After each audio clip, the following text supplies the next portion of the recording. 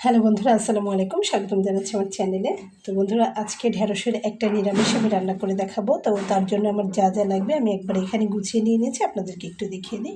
তো ঢেঁড়সের যেহেতু পদ, এখানে আমি ঢেঁড়স নিয়ে নিয়েছি আধা কেজি পরিমাণ, এবং রেগুলার সাইজের চাইতে আমি একটু বড় করে ঢেঁড়সটা কেটে নিয়েছি।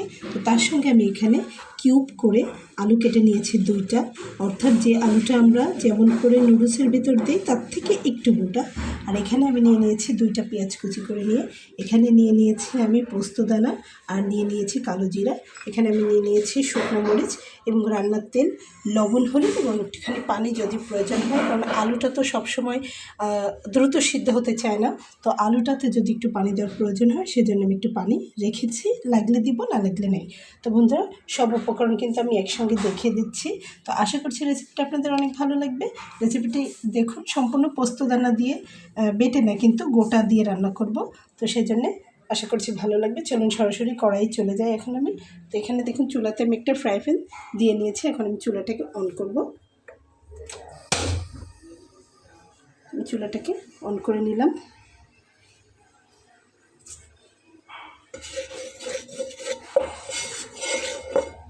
তো ফ্রাইং প্যানটা যেই গরম হয়ে যাবে তখন আমি তাতে তেল দিয়ে নেব।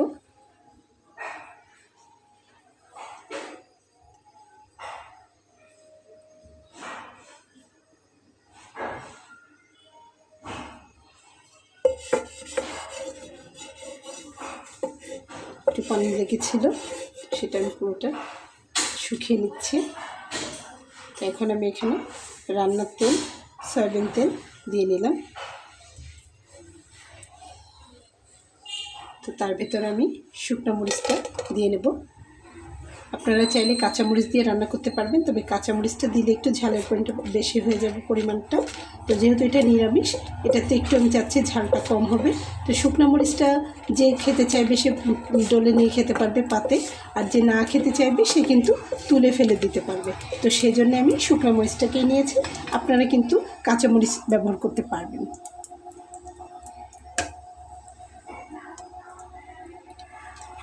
তো শুকনো মরিচটা ভাজা হতে হতে পাশে আমি পেঁয়াজটাকে দিয়ে নিচ্ছি। এখানে আমি দুইটা পেঁয়াজ কুচি করে নিয়েছি। শুকনো মরিচটা একটু লাল হবে।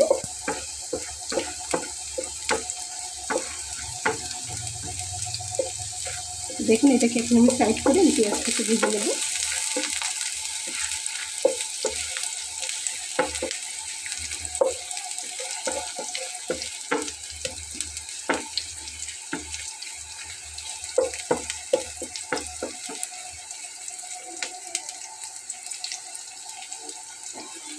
তো বন্ধুরা, আমি যেখানে গ্যাসের চুলাটা ফিট করেছি, তো গ্যাসের এই পাইপটা কোথাও ঢোকানোর সিস্টেমটা নাই, যার জন্য পাইপটা এরকমই থাকে। আর আমার রান্নাতে অনেক অসুবিধা হয়, ভয় লাগে এরপরে গরম কিছু পড়ে কি না পড়ে।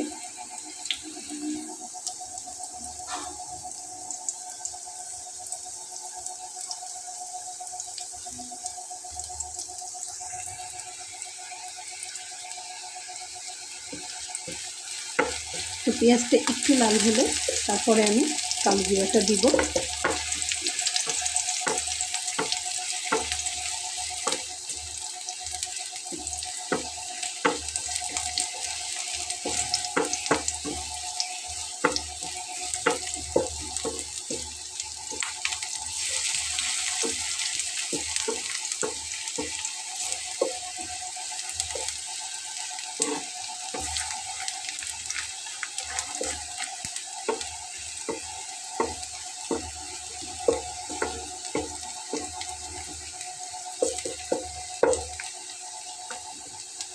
তো দেখুন, আমি কালো জিরাটা এখন দিয়ে নেব। তো এখানে আমি দিয়ে নিয়েছি প্রায় 1 চামচের কাছাকাছি, পুরো 1 চামচ নয়, 4 চামচের কাছাকাছি আর কি। আপনারা আপনাদের যতটা পছন্দ ততটা দিবেন।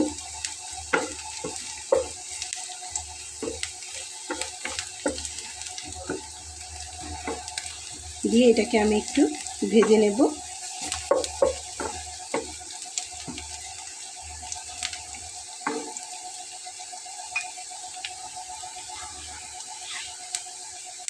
তো তারপরে এখানে আমি আলুটা দিয়ে নেব।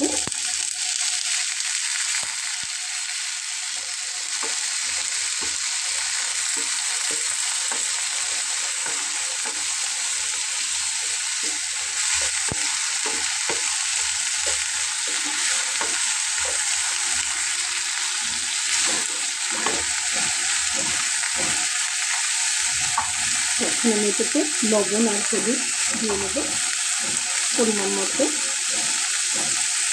লবণটা কিন্তু একবারে সব দিব না, কারণ এরপরে যখন আমি এটাতে ঢেঁড়সটা অ্যাড করবো তখনই একটু লবণ দিব।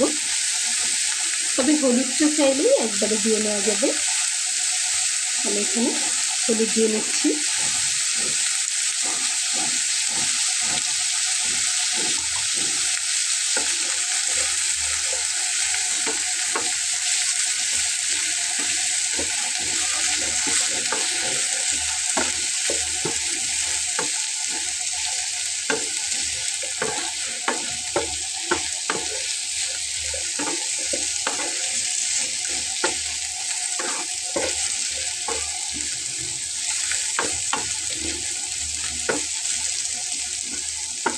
তো এই পর্যায়ে যদি হলুদটা একটু বেশি মনে হয় সেটা কোনো সমস্যা না। যখন আমি এর ভেতরে ঢেঁড়সগুলো দেবো তখন কিন্তু হলুদটা একদম ব্যালেন্স হয়ে আসবে।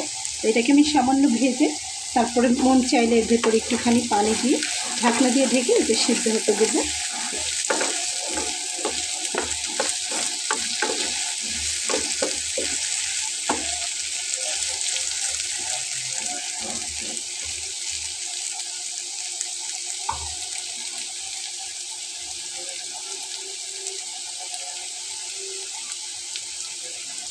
তো দেখুন এখানে আমি পানি নিয়ে নিয়েছিলাম, এখানে আমি সামান্য একটু পানি দিয়ে নিচ্ছি।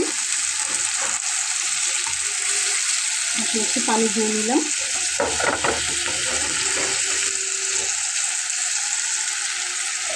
তারপরে এটা আমি ঢাকনা দিয়ে ঢেকে রান্না করে নেব। তো বন্ধুরা দেখুন এটাতে কিন্তু এরকম একটু পানি থাকতে থাকতে আমাকে ঢেঁড়সটা দিয়ে নিতে হবে।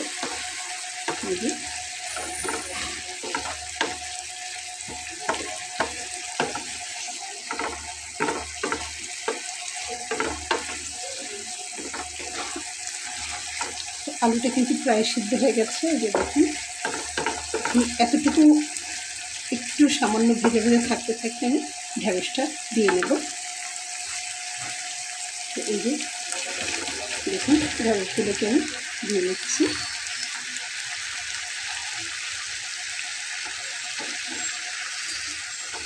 তো লবণটা আমাকে আরেকটু দিতে হবে, কিন্তু হলুদটা আপনারা চাইলে নাও দিতে পারেন, তাতে করে ঢেঁড়সটা একটু সবুজ থাকবে। হলুদটা শুধু আমি আলুতেই দিয়েছি। এখন আমি আরও একটু লবণ দিয়ে নেব। লবণটা দিলে কি হবে, ঢেঁড়সটা দ্রুত সিদ্ধ হয়ে যাবে। তো বন্ধুরা আমি একটু অনুমান করি কিন্তু আপনারা লবণটা দিবেন, যেহেতু আগে একবার দিয়েছি তো আমার আরও একটু লবণ লাগবে, তাই আমি উপর থেকে দিয়ে নিলাম।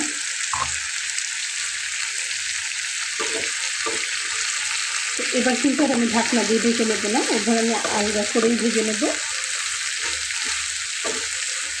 ঢেঁড়স কিন্তু একটা সফট তরকারি, সিদ্ধ হতে খুব বেশি সময় লাগবে না।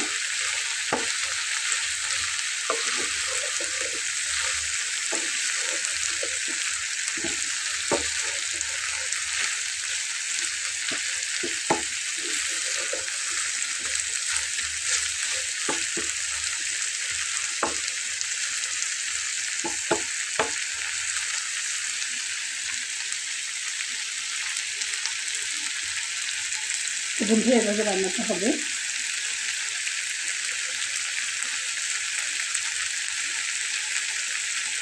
তো বন্ধুরা দেখুন আমার ঢেঁড়সটা কিন্তু প্রায় হয়ে আসছে।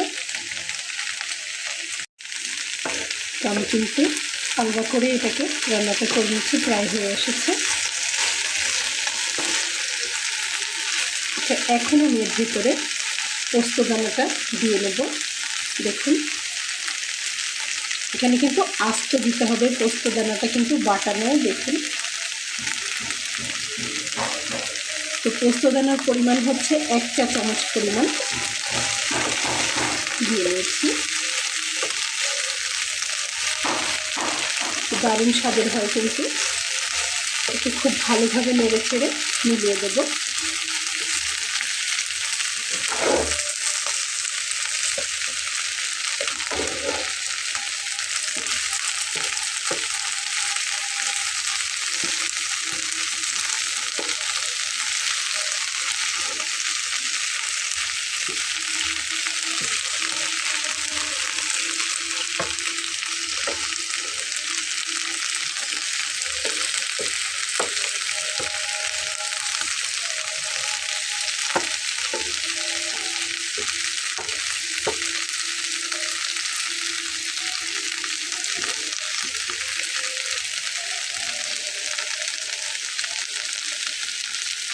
ঢেঁড়সটা কতটা সিদ্ধ হয়েছে আপনাদেরকে একটু দেখিয়ে দেব।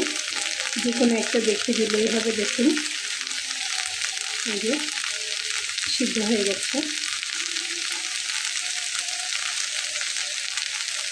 আশা করছি বুঝতে পেরেছেন। তারপরে এটাকে আমি আরও 10 মিনিটের মতো জাল করে নেব, আরও একটু ভাজা করব, তারপর এটা নামাবো পরিবেশন করার জন্য।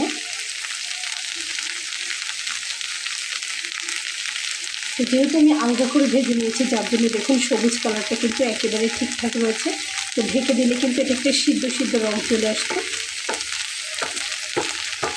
একটু 10 মিনিট সময় বেশি লেগেছে, যেহেতু আলগা করে নিয়েছি, কিন্তু তাতে কি জিনিসটা কিন্তু দেখতে অনেক সুন্দর হয়েছে।